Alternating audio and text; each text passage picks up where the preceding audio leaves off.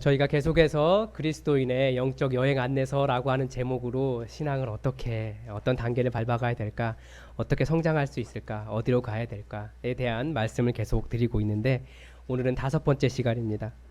그래서 오늘은 하나님의 음성을 듣는 법이라고 말씀을 드리려고 하는데 이게 참 어려운 거예요. 왜냐하면 한국 교회가 잘 가르쳐 주지 않았기 때문에 우리가 하나님의 음성을 듣고 있음에도 불구하고 그것이 하나님의 음성인지 잘 모르는 경우가 더 많아요. 그래서 오늘은 약간 거기에 대한 분별을 가르쳐 드리려고 합니다. 혹시 여러분을 주변에서 이분 분명히 그리스도인인데 그 사람의 삶은 사기꾼인 사람을 만나보신 적 있으십니까? 그러면 이 사람은 그리스도인입니까? 아니면 사기꾼입니까? 사기꾼입니다. 왜 그렇습니까? 예수님이 말씀하셨어요. 그 사람은 그 사람의 열매를 보고 알 수 있다고. 그러니까 그 사람의 열매가 사기를 계속 사자를 이렇게 하고 있으면 그분은 사기꾼인 거예요. 그래서 우리가 예수를 믿는다고 하는 것이 그 말이 얼마나 의미 없는 것인지 잘 알아요.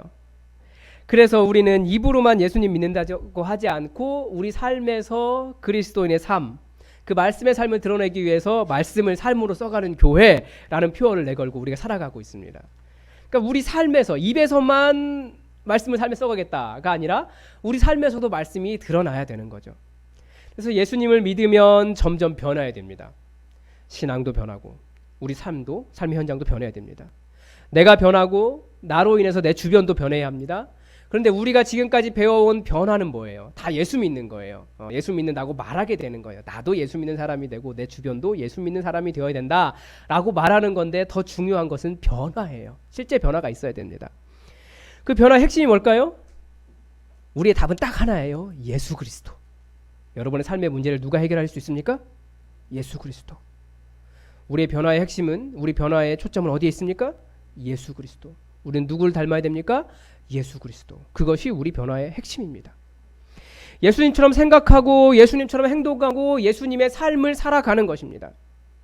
그런데 그런 변화가 어떻게 가능하겠습니까? 예수님과 얼마나 많은 시간을 지내고 보내고 예수님과 함께 하느냐가 그런 삶을 일으켜요. 그런 삶의 변화를 가져옵니다. 그래서 아마 역사상 가장 예수님을 많이 닮은 사람은 예수님의 제자들이었을 겁니다. 예수님과 함께 시간을 보냈습니다. 예수님을 가장 많이 닮아 있습니다. 가장 가까이 있었습니다. 예수님과 함께 밥을 먹었습니다.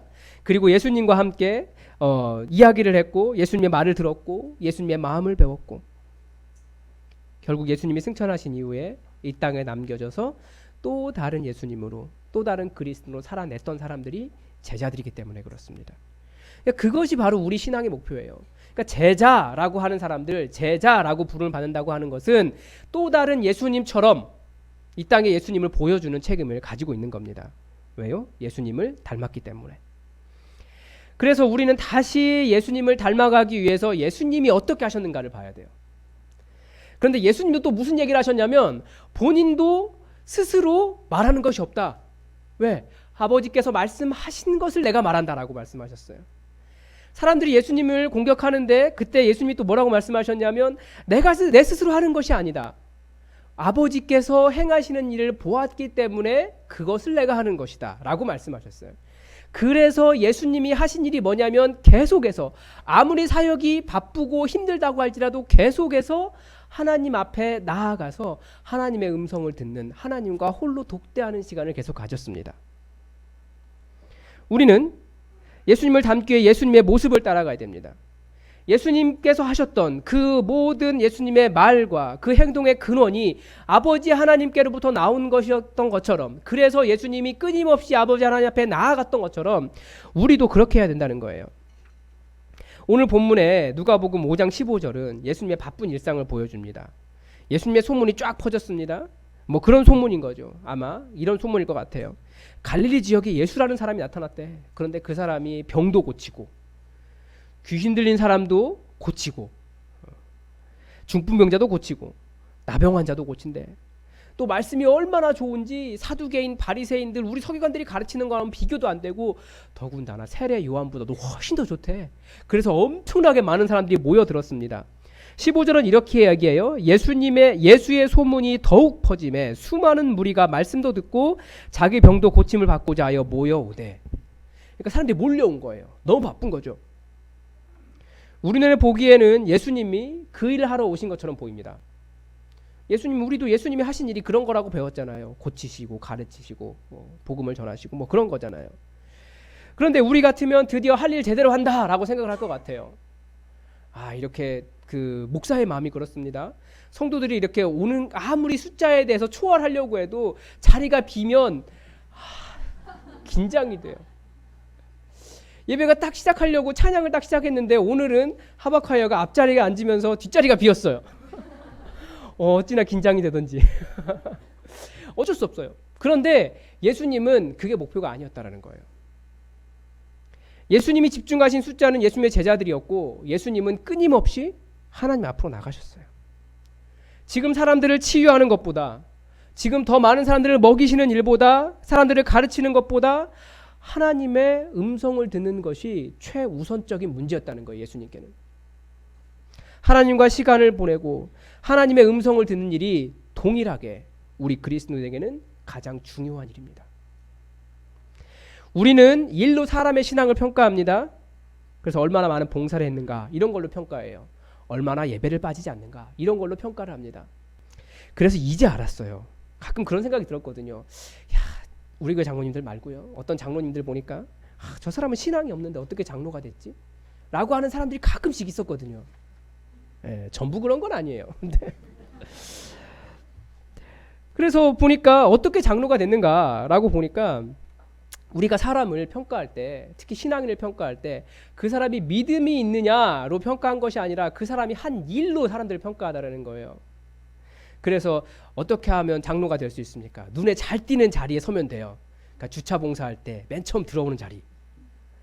그렇게 해서 장로 되신 분이 있잖아요. 어떤 목사님이. 네. 아니면 몇 군데 있어요.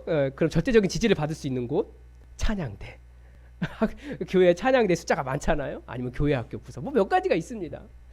그리고 그 서울의 어떤 큰 교회, 아주 역사가 오래된 한국 교회 중에 그런 교회 있는데, 그 교회는 장로가 어떻게 될 수 있냐면 구역장, 그러니까 여성 구역장 모임 하기 전에 이렇게 그 모임이 끝나기 전에 사다리를 나무에, 교회 앞 정문에 나무에 딱 사다리를 세워 놓습니다. 그러면 이제 그 여성 구역장 모임이 딱 끝나고 여성분들이 쫙 몰려 나올 때 그분이 그제서야 사자리에 막 올라가 가지고 수건 두르고 땀 닦으면서 가지치기를 하시는 거죠. 그럼 사람들이 와 하고 이게 바라보는 겁니다. 그러면 그분이 장로님 되시는 거예요. 우리가 예수님의 사역을 많이 오해하고 예수님께서 가장 소중하게 생각하신 것이 무엇인지 착각했기 때문에 그래요. 예수님은 사역을 혹은 봉사를 중요시 여긴 것이 아니라 하나님의 음성을 듣는 삶, 그것을 가장 기뻐하셨고 우리에게도 그것을 가장 먼저 요구하셨습니다. 여러분, 예수님 믿고 신앙이 좋아진다는 것이 무슨 의미입니까? 더 많이 헌금할 수 있는 것이 믿음입니까? 더 많은 일을 하는 것이 믿음입니까? 아니요. 더 하나님과 친밀해지고 하나님의 음성을 듣는 삶이 하나님께서 원하시는, 우리가 예수님 따라가는 모습입니다. 그런데 어떻게 하면 그런 삶이 이루어질까요? 왜 제자들이 예수님을 가장 많이 닮았다고요? 예수님과 함께 실제 시간을 많이 보냈어요. 그러니까 예수님을 닮아가는 삶의 핵심은 시간을 하나님과 함께 보내는 겁니다. 얼마나 많은 시간을 하나님과 함께 보내느냐가 예수님을 닮아가는 삶의 그 밀도, 그것을 결정합니다. 다시 한번 지금까지 배운 신앙을 한번 생각해 보십시오. 우리는 하나님께 달라고만 했지 이 땅에 보이는 하나님이신 예수님을 닮기 위해서 내가 변한 것이 무엇이냐는 거예요. 많이 주시면 은혜를 받은 거고, 우리가 그렇게 생각하는데 그것이 아니라 내가 얼마나 변했느냐, 내가 얼마나 예수님과 함께 시간을 보내고 예수님께 영향을 받고 있느냐, 이것으로 우리의 신앙을 판단하시라는 겁니다. 그런데 그런 변화는 하나님의 음성을 듣기 위해 실제로 얼마나 많은 시간을, 실제로 얼마나 많은 물리적인 시간을 보내느냐가 결정을 한다는 거예요. 우리의 시간을 어떻게 사용하고 있는지 한번 돌아볼까요? 일반적으로 우리가 사용하는 시간은 거의 다 비슷해요. 아마 가장 많은 시간은 직장에서 시간을 많이 보낼 것 같아요. 학생들은 공부하는 데 많이 보낼 것 같고요. 그리고 또 많은 시간은 수면입니다.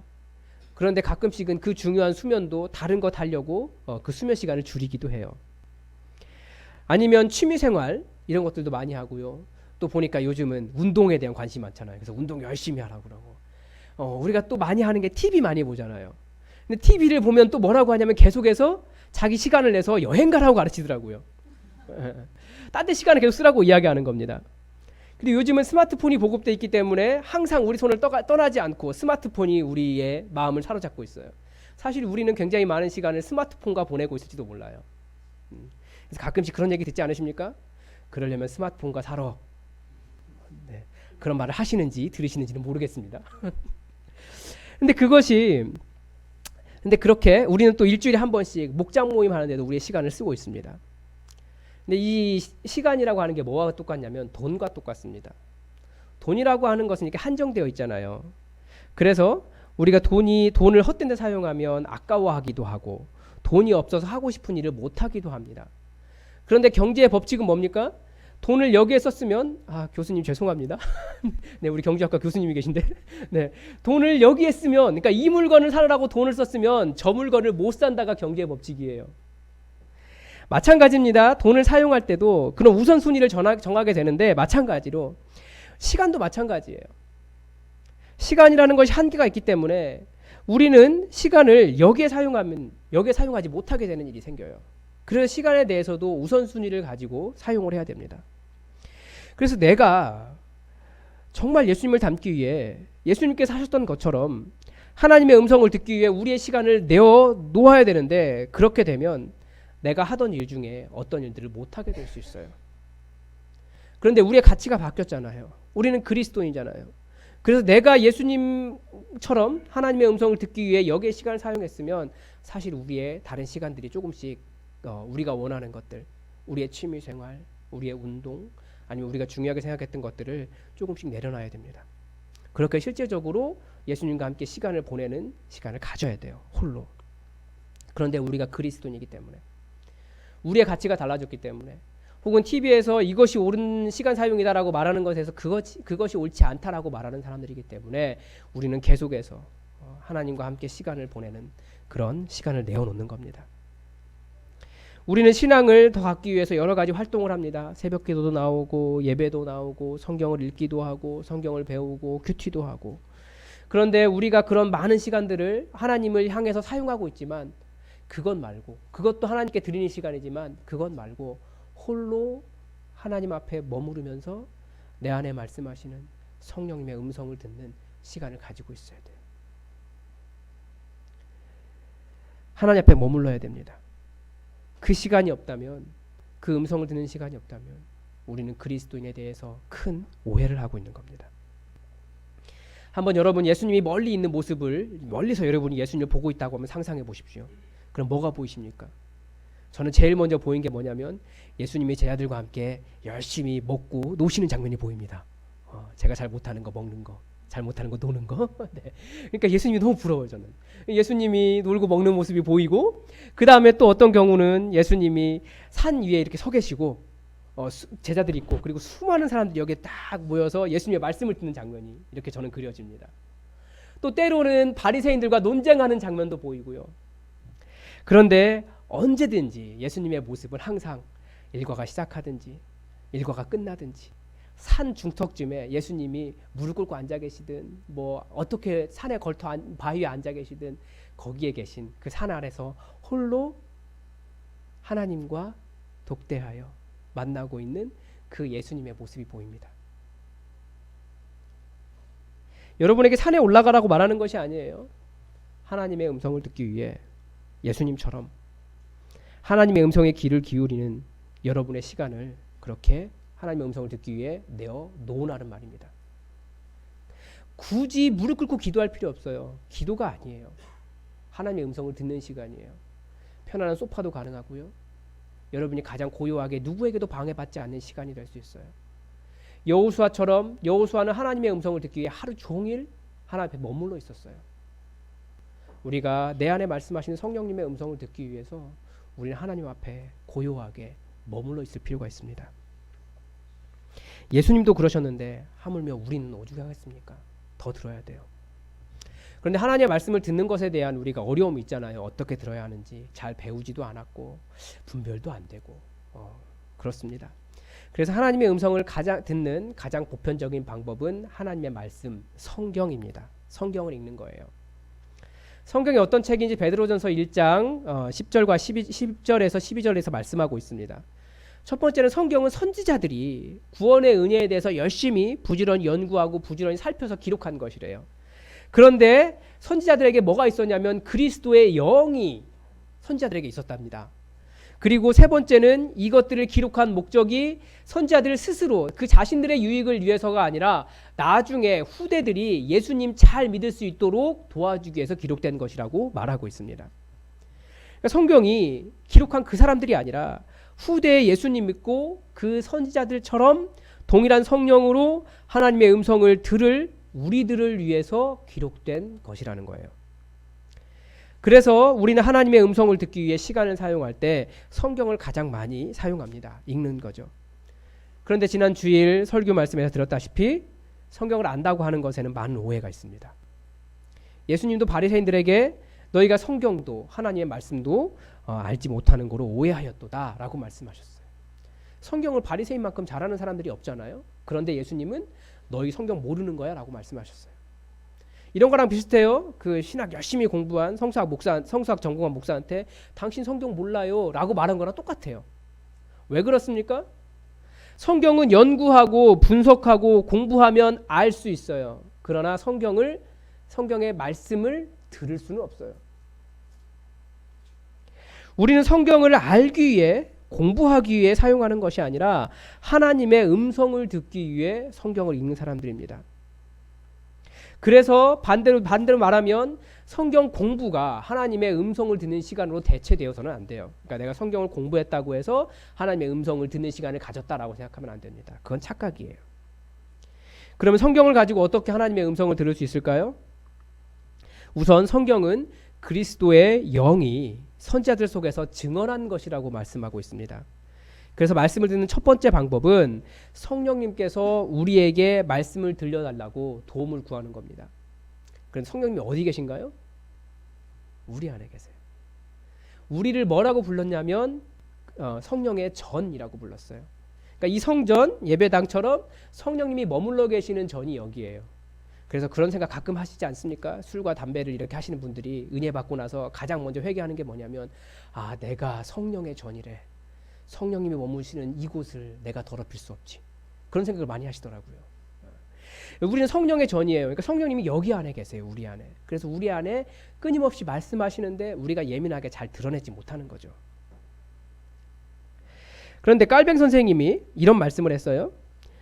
성령님께서 성령으로 말미암아 내적으로 가르침을 받는 사람은 진심으로 성경을 신뢰한다는 것, 그리고 성경이 자증한다는 것이다. 그러니까 성경을 어떻게 하면 성경 속에서 하나님의 말씀을 들을 수 있을까를 이야기할 때 깔뱅 선생님도 성령님을 먼저 이야기했어요. 성령님께 도움을 구하고 성령님께서 말씀하시는 것을 들으라는 얘기예요. 내가 눈으로 보지만. 그러므로 성경을 증거나 이성에 종속지키는 것은 잘못이다. 그리고 성경이 마땅히 지녀야 할 확실성은 성령의 증거에 의해서게 된다. 왜냐하면 성경이 그 자체의 위험 때문에 존경을 받는다 하더라도 그것이 성령으로 말미암아 우리 마음속에서 확증되기 전에는 진정으로 우리를 감동시키지 못하기 때문이다. 그러므로 우리는 성령의 조명을 받았기 때문에 믿는 것이지 성경이 하나님의 입으로부터 인간의 사역을 통하여 흘러나왔다는 것을 우리 자신이나 다른 사람의 판단에 따라 믿는 것이 아니다. 제가 볼 때 이 번역하신 분도 이해 못하신 말 같아요. 무슨 말이냐면 성경은 하나님의 영이 증명해 주지 않으면, 하나님의 영이 감동해 주지 않으면, 하나님의 성령이 들려주지 않으면 들을 수 없는 책이라는 거예요. 알고 연구할 수는 있어요. 무엇인가 어떤 것을 끄집어낼 수는 있지만 하나님의 음성을 듣는 일은 철저하게 성령님께서 내 안에 말씀해 주셔야 가능한 일입니다. 그런데 열심히 분석하고 그렇게 알 수 있지만 그러나 들을 수는 없다고 말씀드렸습니다. 그래서 우리가 성경을 눈으로 보지만 계속해서 우리 심령에 성령님께서 말씀하시는 것을 들으면서, 그래서 우리 귀는, 성령의 귀는 열려 있어야 돼요. 그런데 이것이 문제가 뭐냐면 우리는 그런 훈련을 해본 적이 없다는 겁니다.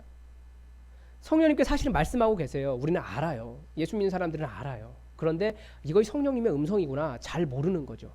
훈련할 필요가 있어요. 그리고 또 하나가 뭐냐면 우리가 여러 가지 음성들이 사실 우리 머릿속에서 스쳐 지나가는데 여러 가지 생각들이 지나가는데 우리가 분별을 못한다는 겁니다. 근데 분별을 어떻게 할까요? 그것은 다시 하나님의 말씀, 성경을 통해서 하는 겁니다. 그래서 깔뱅 선생님이 한마디 더 하셨어요. 성경은 그 자체의 해석자다. 그러니까 우리가 여러 가지 음성이라고 생각하는데 이것이 정말 성령님께서 내게 주시는 음성일까를 분별하기 위해서 다시 우리는 성경 속으로 들어가야 돼요. 지금 여기에는 맞는데 다른 구절에서 말하는 것이 틀리다고 한다면 거의 통합이 되지 않으면 우리는 그것을 하나님의 음성으로 따라갔다가는 큰일 납니다. 그래서 하나님의 말씀과 내 생각을 구별해낼 수 있는 영적 능력이 생길 때까지 열심히 훈련하시고 또 다른 말씀과 비교할 수 있을 정도로 성경을 열심히 보셔야 됩니다. 아마 오늘도 굉장히 많은 목사님들이 설교를 하실 거예요. 각 교회마다 다 하시겠죠. 그런데 문제는 막말을 해도 아멘 하시더라고요. 또 성경과 관계없는 이야기를 막 하시더라도 아멘 하시더라고요. 때로는 중국집 젓가락에 적혀있는 문구 같은 이야기를 하시더라도 아멘 하시더라고요. 말씀을 분별하는 귀가 어디에 있겠습니까? 우리가 그만큼 성경을 열심히 보고 또 하나님의 말씀을 분별하는 훈련을 계속하지 않으면 우리가 이상한 데 가서 아멘 하는 거예요. 말씀으로 다시 분별할 수 있어야 됩니다. 그런데 우리가 또 하나 말씀을 분별하는 방법이 있는데 뭐냐면 하나님께서 왜 우리에게 말씀하시냐는 겁니다. 그것을 알아야 하나님의 말씀이 분별이 돼요. 하나님께서 그냥 계속 아무 말이나 막 하고 계시는 분이라면 우리 여러분 그런 사람 주변에 혹시 한두 사람 있지 않습니까? 예, 제가 예전에 놀이공원에 놀러 가보니까 저희 앞에서 놀이기구를 타신 어떤 여자분께서 계속 뭐 이러면서 얘기를 하시더라고요. 그래서 맨 처음에는 통화하는 줄 알았어요. 요즘 블루투스 많이 끼고 있으니까. 그런데 보니까 그게 아니었어요. 기구 타면서도 계속 이러시고 우리는 그런 분들에게 어떤 분이다 이렇게 이야기하잖아요. 하나님이 그런 분이 아니에요. 그냥 아무 말이나 계속 하시는 분이 아니라 하나님은 우리의 상황에 대해서 말씀하세요. 여러분의 개인의 상황에 대해서 말씀하세요. 계속해서. 그래서 하나님의 음성을 듣는 두 번째 방법은 우리의 상황에 대해서 뭐라고 말씀하시는지 예민하게 드러내는 거예요. 그래서 하나님 말씀을 잘 듣는 사람은 자기 주변에서 일어나는 상황에 영적으로 아주 민감하게 깨어있고 느끼는 사람입니다. 만약에 제가 오늘 말씀을 제 상황에 적용한다면 저는 뭘까요? 제가 요즘 아주 매우 바쁘고 이렇게 분주한 삶을 살아가고 있습니다. 이렇게 오전에 신방하고 점심 식사하고 차 한잔하고 나면 저는 워밍업이 좀 늦게 걸리는 사람이 발동 좀 늦게 걸려서 워밍업 시간이 많이 필요한 사람이에요. 뭔가 일을 하기 위해서는. 그래서 워밍업 하면 하루가 끝나버려요. 그래서 뭔가 결과가 나오지 않고 있어요. 지금 열심히 일을 하고 있는데 교회에 앉아 있는데 안타까워요. 여기서 웃을지는 몰랐어요.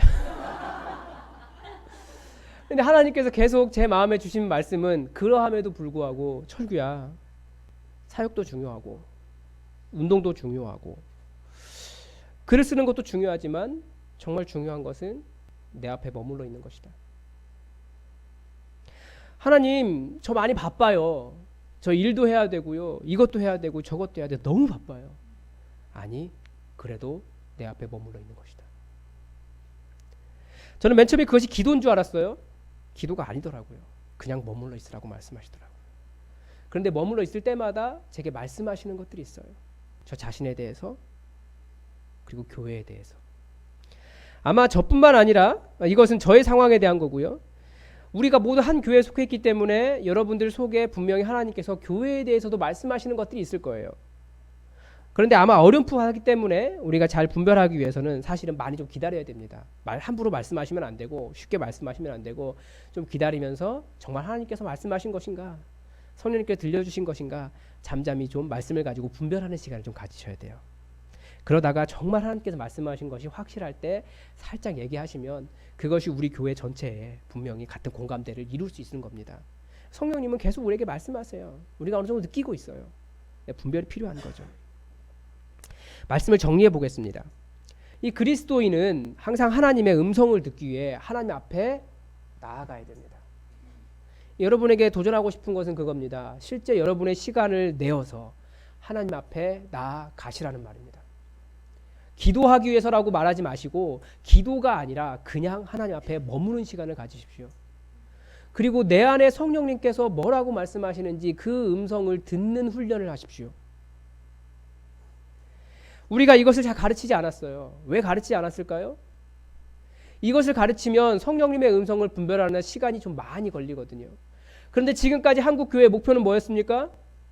상가에 개척해서 좀 커지면 이거보다 조금 더 넓은 상가를 구하고 그 상가가 부족하면 또 그 다음에 건물을 짓고 건물을 짓고 나면 또 채워야 되고 건물을 짓다가 빚이 졌으니까 빚 갚아야 되고 그러기 위해 사는 것은 뭐예요? 하나님의 음성에 머무르라. 하나님의 음성을 듣기 위해서 머무르라 가르칠 여유가 없어요. 빨리빨리 일 시키고 돈 모으고 헌금 시키고 아멘하게 하고 그런 것들이 지금까지 우리 그리스도인의 목표가 되었습니다. 그것이 아니라 우리 그리스도인은 예수님이 가르쳐 주신 것은 아무리 바쁘고 분주해도 계속 하나님의 음성을 듣는 시간을 갖기 위해서 하나님 앞에 홀로 독대하는 시간을 가지라고 가르쳐 주셨는데 그것을 가르치지 않은 거예요. 또 목사님들도 분별하기 쉽지 않았고요. 그리고 단지 기도라고만 가르쳤습니다. 기도 열심히 하라고. 그런데 우리가 배운 기도는 뭐냐면 하나님의 뜻, 하나님의 말씀이기보다는 내 욕심, 내 욕망, 내 목표를 어떻게 하면 이루고 달성할 수 있을까? 이것이 더 가까웠어요. 그러나 예수님께서 가르쳐 주신 것은 예수님이 말씀하셔야 움직이고 예수님이 하신 것을 보여주셔야 행하라고 하는 철저히 하나님 주도적인 그런 삶을 살아가기를 하나님은 원하셨습니다.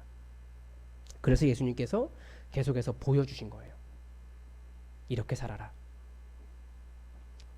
성령님의 음성을 듣고 성령님께서 행하시는 사역에 동참하기를 원하셨습니다. 우리는 이 성령님의 음성을 드러내기 위해 하나님과만 대면하는 홀로 있는 시간을 계속 가져야 됩니다. 그러기 위해서는 우리 일상 속에서 수면 시간을 줄여야 될 때도 있습니다. 아니면 자기 개발하는 시간을 줄여야 할 때도 있어요. 좋아하는 취미 생활을 줄여야 할 수도 있습니다. 그러나 그 어떤 것보다도 가장 중요한 것은 하나님의 음성을 듣는 시간이라는 것을 명심하십시오. 그래서 줄여지더라도 바쁜 것 가운데서도 하나님 앞에 머무시기 바랍니다. 하나님의 말씀을 듣는 또 다른 방법은 하나님의 말씀을 성경을 통해서 하나님의 음성을 듣는 겁니다. 그래서 읽는 것이 아니라 눈으로 읽지만 계속 성령님의 음성을 구하며 귀로 들어야 됩니다. 내 영혼에 말씀해 주시기를 기대하면서 성경을 읽어야 됩니다. 하루아침에 되지는 않습니다. 그러나 고요히 머물면 머물수록 내 안에 말씀하시는 성령님의 음성을 들을 수 있습니다. 그래서 기도는 유창하게 하는 게 아니에요. 기도합시다 라고 하면 공동체로 모여서는 시끄럽게 기도할 수 있죠. 통성으로 기도할 수 있죠. 그러나 여러분이 하나님 앞에 머무는 시간은 정말 최대한 침묵하시고 하나님의 음성을 듣기 위해 노력하십시오. 그리고 다시 하나님의 말씀으로 분별하십시오. 하나님은 항상 말씀하시지만 의미 없는 소리를 하시지는 않으십니다. 우리의 상황에 대해서 말씀하십니다. 그래서 우리는 또다시 우리의 구체적인 상황을 기억하고 있어야 됩니다. 그 상황 가지고 하나님 앞에 나아가는 거예요. 우리 개인의 문제일 수도 있고 직장의 문제일 수도 있고 관계의 문제일 수도 있고 미래의 문제일 수도 있고 가족의 문제일 수도 있고 나의 연약함의 문제일 수도 있고 굳이 문제라고 부르지 않지만 계속해서 우리 마음에 신경 쓰이고 있는 일들일 수도 있어요. 그리고 우리는 기도할 때 또 그 상황에서 말씀하실 때까지 기도하라고 말씀하시면 기도하며 길게 머물러 있을 필요가 있습니다. 그리고 때로는 하나님께 떠오르게 하시는 사람이 있어요. 그러면 그때 그 사람을 위해서 중보하십시오. 그리고 그 사람에게 연락해 보면 반드시 그때가 그 사람에게 꼭 중보가 필요한 때였더라고요. 그래서 그런 시간을 갖다 보면 목원들이 떠오를 수도 있습니다. 분명히 그 시간에 그 목원들이 굉장히 큰 필요가 있을 때예요. 중보하는 겁니다. 하나님께 중보하게 하시는 거예요. 그리고 여러분들 속에는 계속해서 보니까 교회에 대한 생각을 떠오르게 하시더라고요. 그래서 교회를 위해 기도하라고 하신 순간인 것을 기억하시고 그리스도인은 영적인 감각이 있어야 됩니다. 우리가 그런 영적인 감각이 없다면 세상 사람들과 다를 게 뭐가 있습니까? 다른 종교인들과 다를 게 뭐가 있습니까? 성령님께서 우리 가운데 역사하시고 우리가 성령님의 음성을 분별해내지 못한다면 우리가 다른 사람들과 뭐가 다르냐는 거예요. 많은 분별이 필요하겠지만 성령의 가르치심과 이 성경과 함께 하나님의 음성을 들으시기 바랍니다. 실제로 시간을 내십시오. 이번 한 주간 여러분 살아가시면서 소파 위에도 괜찮아요. 잠깐 머무를 수 있는 공원도 괜찮아요. 홀로 하나님의 음성을 들을 수 있는 시간을 꼭 가지십시오. 그리고 성령님이 여러분에게 뭐라고 말씀하시는지를 들으십시오. 그리고 그것을 분별하십시오. 이것 훈련이 많이 필요하지만 이것이 그 어떤 것보다도 중요하고 그리스도인이기 때문에 이 땅을 창조하신 하나님과 함께 동행하는 방법이라는 것을 기억하고 예수님도 가장 소중히 생각하셨던 이 방법, 이 최우선 순위를 우리도 따라갔으면 좋겠습니다. 하나님은 여러분의 상황에 관여하고 싶으시고 개입하고 싶으시고 말씀하신다는 것을 확신하시기 바랍니다. 기도하겠습니다.